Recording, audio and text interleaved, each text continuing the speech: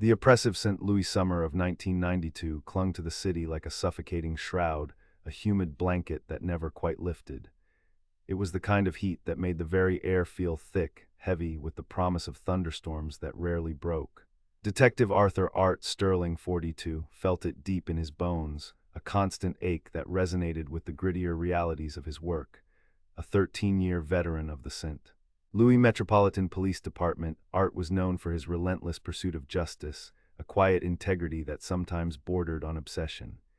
His beat was the patchwork of neighborhoods that made up South City, a mix of old brick homes, corner delis, and struggling businesses, all under the shadow of the Gateway Arch. Art lived in a modest two-story brick house near Tower Grove Park, its windows perpetually open in a futile attempt to catch a breeze. Inside, life revolved around Alina, his wife of 20 years, and their two children. Sarah, a spirited 15-year-old wrestling with the complexities of high school and first crushes, and Ben, a boisterous 10-year-old whose world was a constant adventure. Alina, with her kind eyes and the faint lines of worry etched around them, was the steady anchor to Art's often turbulent professional life. She knew the signs of a tough case, the late-night calls, the distant gaze over dinner, the extra coffee brewing before dawn. This summer, the weight was particularly heavy. Art was consumed by the disappearance of Maria Rodriguez, a young woman only 23 from the Hill, the city's tight-knit Italian-American neighborhood.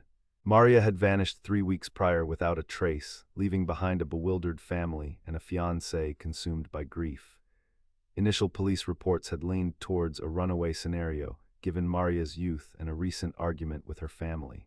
But Art, sifting through the sparse details, couldn't shake the feeling that something far more sinister had occurred. He'd seen enough runaways to know the difference. Maria's meticulously kept apartment, the fresh groceries in her fridge, the unopened letter from a local art college, these weren't the hallmarks of someone who'd simply walked away.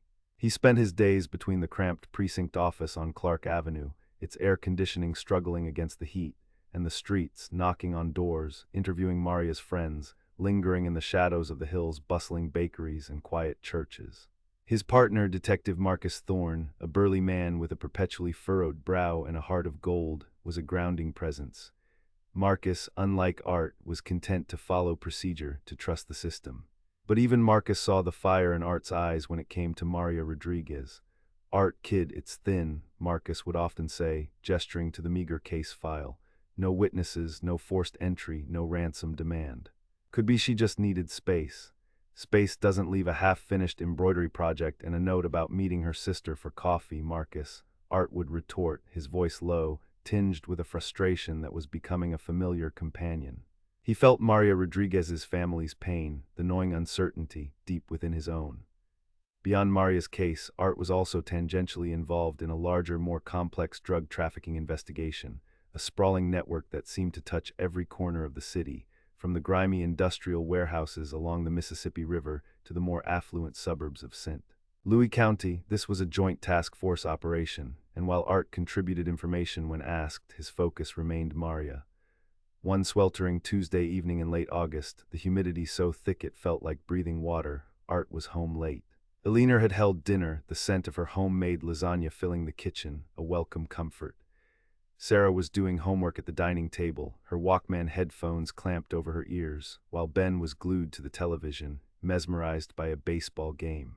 Art ate in relative silence, his mind miles away, replaying snippets of interviews, chasing ghosts. "Anything new on your case, Art?" Alina asked softly, observing the familiar, distant look in his eyes. He sighed, pushing a fork through his lasagna. "Just the usual brick walls, Elle, but I got a feeling, a bad one." He looked at her, a flicker of something in his eyes she couldn't quite decipher, a mix of determination and weariness. "I think Maria stumbled onto something big." Later that night, the house quiet save for the rhythmic hum of the window unit, Art was in his small home office, poring over crime scene photos, blowing up images of Maria's apartment, looking for any anomaly. The phone rang, a landline with a shrill, insistent ring. He checked the caller ID, unknown. He hesitated, then picked up. Sterling. The voice on the other end was rough, disguised, barely a whisper. Detective Maria Rodriguez. She wasn't a runaway, she saw something. A drop, North City docks, don't tell anyone, they're watching. A click and the line went dead. Art felt a jolt of adrenaline, a cold dread washing over him despite the oppressive heat. A drop. North City docks, this was it, the tip he'd been waiting for, cryptic but too specific to ignore. His mind raced. He couldn't bring the whole department down on this. This informant, whoever they were, had stressed discretion. And the drug trafficking investigation, could Maria have stumbled into that? He didn't want to tip off a potential informant or compromise the larger investigation if this was connected. He grabbed a notepad, scribbled a quick note for Marcus, lead on Rodriguez's case, North City docks, following up alone, will call. He left it propped against the old coffee maker on the kitchen counter, a silent promise he intended to keep. He pulled on a fresh shirt, grabbed his service revolver, and slipped out the back door, the familiar creak of the screen door a mournful sound in the silent night. His unmarked sedan, a boxy Ford Crown Victoria, started with a low rumble. He glanced back at his sleeping house, a pang of something he couldn't name squeezing his chest. A premonition, perhaps, or just the usual fear that accompanied chasing shadows in a city that held so many. He drove north, the familiar landscape giving way to the grittier, more industrial stretches of the city. Past the old breweries, the derelict factories, the flickering streetlights that cast long, distorted shadows. The North City docks were a labyrinth of crumbling warehouses, abandoned rail lines, and forgotten piers, where the Mississippi River flowed sluggishly, reflecting the pale glow of the moon like dull steel. A perfect place for illicit dealings, for secrets to be swallowed by the night.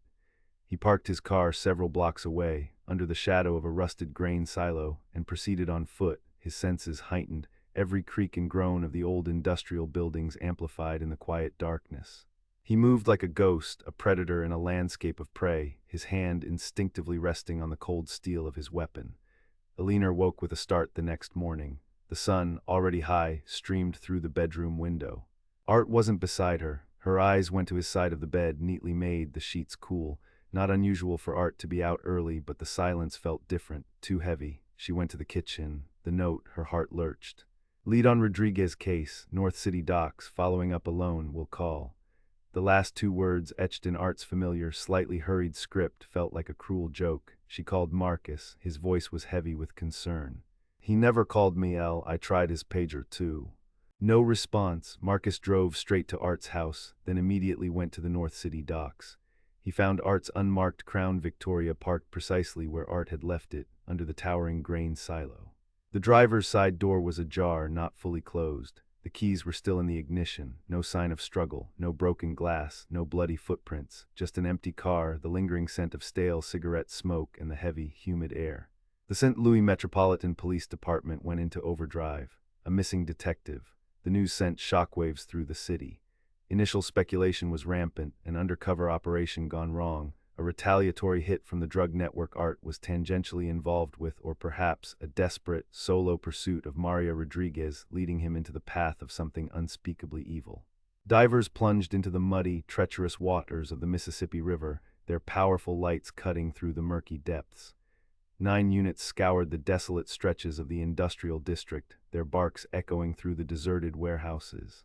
Patrol cars, sirens wailing, canvassed every alley, every forgotten corner. But the river yielded no secrets, the dogs found no scent, and the streets remained silent. Art Sterling had simply vanished, swallowed whole by the vast, indifferent city he had sworn to protect. The initial investigation was a flurry of activity, fueled by desperation and a grim determination to find one of their own. Captain Miller, the stoic head of Art's division, oversaw the operation, his face a mask of weary resolve. Every lead, no matter how tenuous, was pursued. Art's informant, the one who made the anonymous call, was untraceable. The burner phone was never recovered. The Rodriguez case, now inextricably linked to Art's disappearance, gained a renewed, horrifying urgency. Days bled into weeks, weeks into months. The posters bearing Art's kind, serious face began to fade in the merciless St. Louis sun, curling at the edges, forgotten by all but a heartbroken few. Candlelight vigils were held outside the precinct, Alina standing stoically amongst the crowd, her face a testament to unimaginable grief. Sarah retreated into herself, her vibrant spirit dimmed, while Ben grew quiet, his boisterous laughter replaced by a haunting silence. The house, once full of life, became a mausoleum of unspoken fears. Marcus Thorne, Art's partner, was consumed by guilt and a burning need for answers. He worked Art's case with a manic energy, hitting every dead end, re-interviewing every witness, poring over every document. He felt Art's absence like a phantom limb, a constant ache. The department, too, struggled. Internal Affairs launched an inquiry into Art's solo actions, raising questions about protocol, about the wisdom of a detective pursuing a lead alone, especially one tied to such a volatile district. The official narrative struggled to reconcile the image of a dedicated officer with the unsettling reality of his disappearance. Was it a lapse in judgment or a calculated risk? The media, initially ravenous, eventually moved on to newer, more sensational stories. The Art Sterling case, once front-page news, slowly receded into the archives, becoming a cold file, a tragic footnote in the city's history. Eliner's life unraveled. The financial strain was immense, the emotional devastation immeasurable. She clung to a fragile hope, a desperate belief that Art would somehow, someday, walk back through their front door. But with each passing year, that hope grew thinner, more translucent, until it was barely there at all, 10 years later. The year was 2002. St. Louis had changed, as cities do. New buildings rose, old ones fell, technology had advanced. Cell phones were ubiquitous, the internet a daily presence. The St. Louis Metropolitan Police Department had upgraded its systems, its forensic capabilities. But some things remained constant: the heat of the summer, the relentless grind of police work, and the silent, heavy weight of unsolved mysteries. Eliner, now 52, was a shadow of her former self. Her hair, once a vibrant brown, was streaked with silver. Her eyes, still kind, held a profound sadness that time had failed to erase. Sarah was away at the University of Missouri, a bright, resilient young woman, but the scars of her father's disappearance ran deep. Ben, now 20, struggled. He dropped out of community college, drifted through a series of dead-end jobs, haunted by the ghost of a father he barely remembered as a constant, reassuring presence. The house felt empty, too large for Eliner alone, a monument to a life abruptly fractured. The Art Sterling Task Force had been disbanded years ago. His case, a thick binder labeled Unsolved Homicide/Missing Person Detective Arthur Sterling, sat gathering dust in the cold case archives, a stark reminder of institutional failure and unanswered questions. The Rodriguez file, too, was tucked away, an equally tragic, equally cold mystery, but new blood sometimes brought new perspectives. Detective Sarah Jenkins, a tenacious young detective, barely 30, had joined the SLMPD 5 years prior.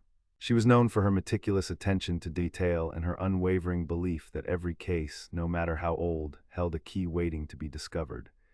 She'd heard the whispers about Art Sterling, the detective who'd simply vanished, a local legend of sorts. And for reasons she couldn't quite articulate, the case had always resonated with her, a prickling sense of injustice.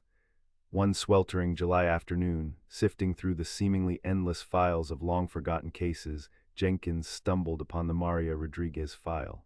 She remembered the basic details, the brief mention in Sterling's case. It piqued her interest. The initial investigation had been thorough for its time, but limited by the technology and resources of 1992.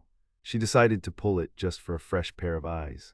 She found old evidence logs, faded photographs, and a crucial detail that had been overlooked, or at least unanalyzable back then. An evidence bag marked in bold, black marker, North City DOCKS 1992 unidentified fiber. It was a small, almost microscopic, grayish-green fiber collected from the passenger seat of Art Sterling's abandoned Crown Victoria. In 1992, forensic analysis had been able to determine it was likely a synthetic industrial fiber, but nothing more specific. Now, in 2002, with advancements in microscopy and chemical analysis, Jenkins knew they could do more. She sent the fiber to the state forensics lab. Weeks later, the report landed on her desk. The fiber was identified as a specific type of industrial canvas, a heavy-duty material used primarily for tarps and conveyor belts in industrial settings. More remarkably, attached to the fiber were trace amounts of a unique chemical residue, a combination of lead oxide and zinc sulfide, common components in a specific kind of industrial paint primer, one that was no longer commonly used, but had been prevalent in the late 80s and early 90s. The report concluded that the specific combination pointed to an abandoned paint and chemical manufacturing facility that had shut down in 1995, located on the riverfront, just a few miles from where Art Sterling's car had been found. A place that in 1992 would have been active but potentially nearing the end of its operational life. A cold shiver ran down Jenkins' spine, despite the oppressive heat. The North City docks. An active industrial facility in 1992, a specific, identifiable chemical signature. This was more than a fiber, it was a breadcrumb, 10 years old, finally making sense. She presented her findings to Captain Miller, now a grizzled veteran, his hair almost entirely white. His eyes, once weary, now held a flicker of old fire. Jenkins, you think Art stumbled into something there? I think he followed a lead, Captain, a very specific one that pointed to this facility. Maria Rodriguez saw a drop, perhaps a clandestine operation. What if it was here? What if Art went in looking for her and found something else entirely? Miller gave her the clearance. A team of officers, including Marcus Thorne, who had since retired but returned as a civilian consultant, drove to the abandoned chemical plant. It was a skeletal ruin, a ghost of its former industrial might. Rusting girders clawed at the sky, broken windows stared out like vacant eyes, and the air hung heavy with the acrid scent of decay and faint chemical residues. It was dangerous, decrepit, and eerily silent. They searched the sprawling complex, a methodical, painstaking process. Inside the largest warehouse, a cavernous space choked with debris, they found the remnants of what had clearly been a clandestine operation. Old, rusty barrels, discarded plastic sheeting, the faint, unmistakable smell of processed chemicals and residue from narcotics manufacturing. This wasn't just a defunct factory. It had been a drug lab active at some point, exactly the kind of operation Art Sterling would have pursued with unyielding tenacity. In a far corner of the warehouse, behind a collapsed section of conveyor belt and obscured by piles of rotting lumber, Jenkins noticed a section of the concrete floor that looked subtly different. Newer perhaps, or disturbed, the team brought in ground-penetrating radar. The scanner beeped insistently. A crew was called in, grim-faced, to begin digging. The air was thick with the dust of old concrete and the unspoken tension of a decade's worth of dread. As the digging progressed, the earth slowly yielded its terrible secret. First, a familiar buckle, a sturdy leather belt. Then, the shape of a human skull, followed by bones encased in the clay-like soil. And then a small, distinctive watch, its face corroded but still recognizable. It was Arthur Sterling. The missing detective, 10 years later, finally found. The team worked through the night, meticulously excavating the site. Near Art's remains, partially obscured by the same industrial canvas fabric from which the fiber in his car had originated, they found a small, rusted tin box. Inside, carefully wrapped in a thick, yellowed plastic bag, were Maria Rodriguez's driver's license and a small, silver locket, stained with a dark, ancient residue that forensic tests would later confirm was human blood. The revelation hit with the force of a physical blow. Art hadn't just vanished, he had found Maria. He had followed that cryptic tip to this very spot, this abandoned chemical plant, which in 1992 had been secretly operating as a drug lab. Maria, perhaps witnessing a drug drop, had been silenced here. Art, pursuing her disappearance, had stumbled upon her fate, and in his pursuit of justice, he had met his own. He was murdered, buried in a shallow grave, his final act an attempt to secure evidence, Maria's identification and locket, a silent testimony to her fate. The news ripped through St. Louis like a raw wound, reopened after a decade of scarring. For Alina, the discovery was a bittersweet agony. The decade of agonizing uncertainty was over, replaced by the crushing weight of finality. Her husband was dead. He had been murdered and buried just miles from their home, while she had waited, hoped, and grieved. But there was also a profound sense of vindication. Art hadn't run away. He hadn't abandoned them. He had died a hero pursuing justice, a detective until his very last breath.